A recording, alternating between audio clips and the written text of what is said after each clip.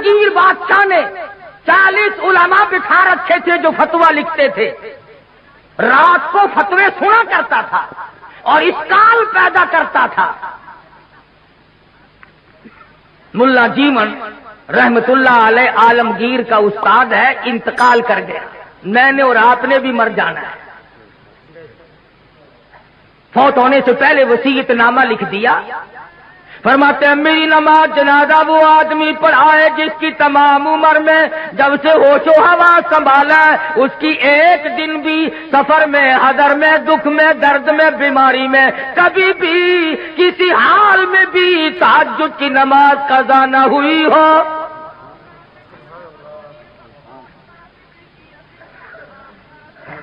دلی کی جامع مسجد کے سامنے جنازہ رکھا ہے، سارا دن بیت گیا. علماء موجود ہیں، محدثین موجود ہیں، مفتی موجود تھے، قاری موجود تھے، قاضی موجود تھے، مگر کوئی جنازہ پڑھانے کی جرت نہیں کرتا. کبھی نہ کبھی دکھ میں، درد میں، شادی میں، غمی میں تہجد کی نماز چلی جاتی ہے، کوئی جرت نہیں کرتا. عصر کا وقت ہوا، بادشاہ عالمگیر استاد محترم کے جنازے کے قریب پہنچا اور منہ سے کپڑا اٹھا کے کہنے لگا او اللہ والے تجھے کیا ملا؟ دنیا سے جاتے جاتے میرا راز کھول گئے. میں سمجھتا ہوں، جانتا ہوں کس کے بارے میں لکھ کے گئے ہو، کسے حکم دے کے گئے ہو، مگر اے اللہ والے یہ تو بتا میری تمنا تھی، میری آرزو تھی کہ تیرے سوا، میرے رب کے سوا کوئی نہ جانے میں کیسا ہوں. والذین یبیتون لربہم سجدا وقیاما. وہ لوگ کتنے کامیاب ہیں جن کی راتیں سجدوں اور قیام میں بیت جاتی ہیں. امن ہوا قانت آناء اللیل.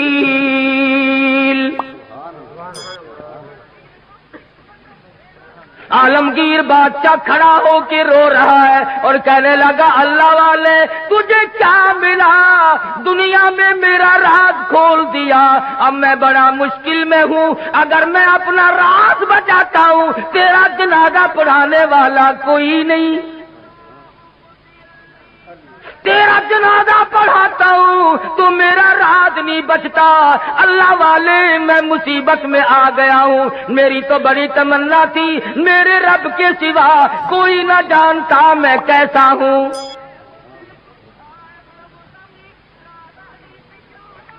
اب میں اور کیا کر سکتا ہوں؟ میرا اللہ مالک ہے. کھڑے ہو کر کے فرمانے لگے او لوگوں صف درست کرو، میں فقیر جنازہ پڑھاؤں گا.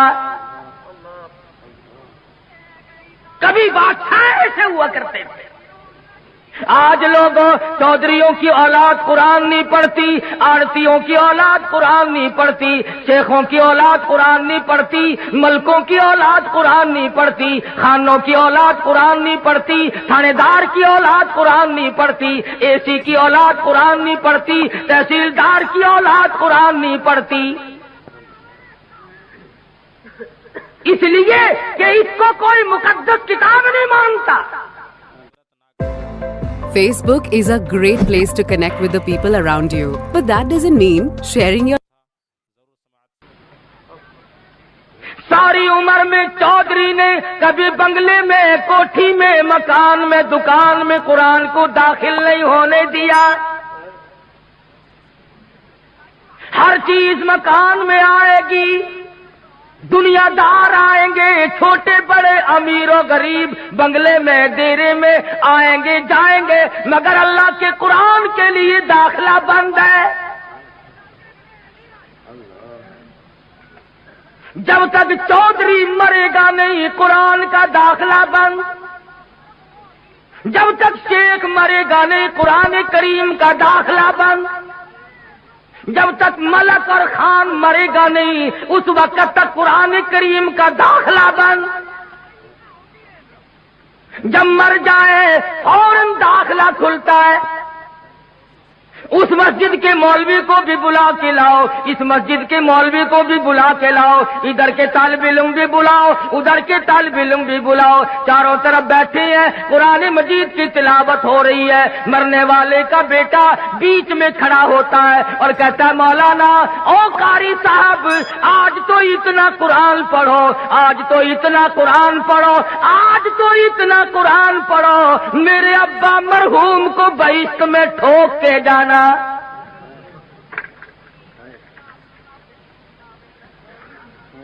داخلہ تو ملنا نہیں، ٹھوکنا ہی پڑے گا۔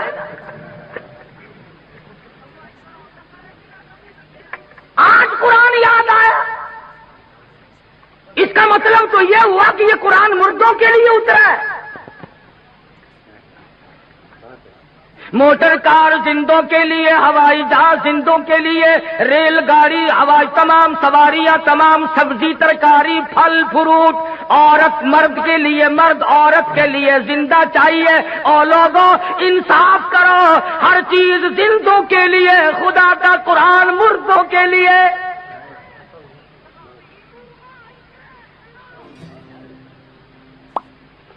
پڑھنا چاہیے جی، بڑا ثواب ہے جی، بڑا ثواب ہے جی، جتنا قرآن پڑھ سو قبر چڑھتی۔ عقل نہیں رہتی آدمی میں بات کرنے کی، اب یہی وجہ ہے نا عقل ٹھکانے نہیں۔ یوں کہ یہ جو مولوی ہے نا، مولویوں نے بیڑا گرک کر دیا۔ کیسے بیڑا گرک کر دیا مولویوں نے؟ ہم نے کیا اپنا کیا، تمہارا تو نہیں کیا۔ جو آدمی 8 دن ختم دلایا کرتا تھا اب سال میں بھی نہیں دلواتا، یہ ہمارا نقصان نہیں؟ جو پہلے 7 مٹھائی پہ ختم دلوایا کرتا تھا اب گڑ کے چاولوں پہ ختم دلواتا ہے، ہمارا نقصان نہیں؟ پہلے قورمے پہ ختم آیا کرتا تھا اب آلو شریف پہ ختم آنے لگا ہے۔ نہ تمہیں گیس پیدا کرتے آلو، مردوں کو نہیں کریں گے۔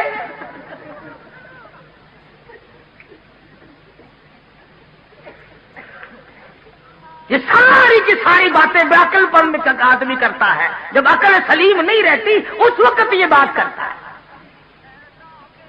امام الانبیاء محبوب کبریا حضرت محمد مصطفیٰ صلی اللہ تعالی علیہ وسلم کے نوجوان صحابہ، مرد تھے یا عورتیں تھیں، بوڑھے تھے یا جوان تھے، امیر تھے غریب تھے، تمام کے تمام نے کمال کر دیا۔ اور خود خدا کہتا ہے اولئک کتب فی قلوبہم الایمان، یہ وہ لوگ ہیں جن کے دلوں پہ میں نے ایمان لکھ دیا۔ اور فرمایا والانصار الذین اتبعوہم بإحسان رضی اللہ عنہم ورضوا عنہ، یہ مہاجرین، یہ انصار، یہ ابو بکر، یہ فاروق، یہ عثمان ذی النورین، یہ علی مرتضیٰ، یہ تمام کے تمام صحابہ کرام، اللہ فرماتے ہیں ان کی بات نہ کرو، اپنی کرو، میرا فیصلہ سن لو، رضی اللہ عنہم ورضوا عنہ، میں ان سے راضی، یہ مجھ سے راضی، تم بیچ میں بھونکنے والے کون ہو؟ تم کون ہو؟ تمہیں کیا مطلب ہے؟ دیکھو نا جی، فاروق اعظم نے، صدیق اکبر نے خلافت پہ قبضہ کر لیا، پھر تو اور تیرے باپ دادا اس وقت کیوں نہیں بولے؟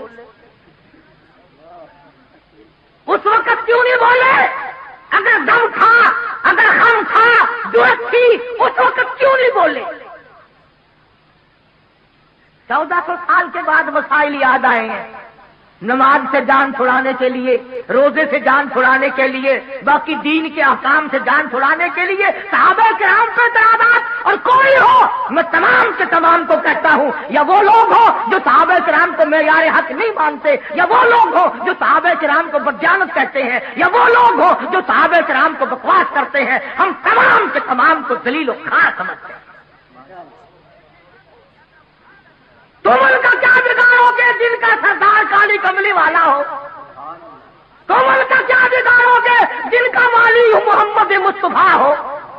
تم ان کا کیا بگاڑو گے جن کا داماد کالی کملی والا ہو؟ تم ان کا کیا بگاڑو گے جن کا سسر محمد مصطفیٰ ہو؟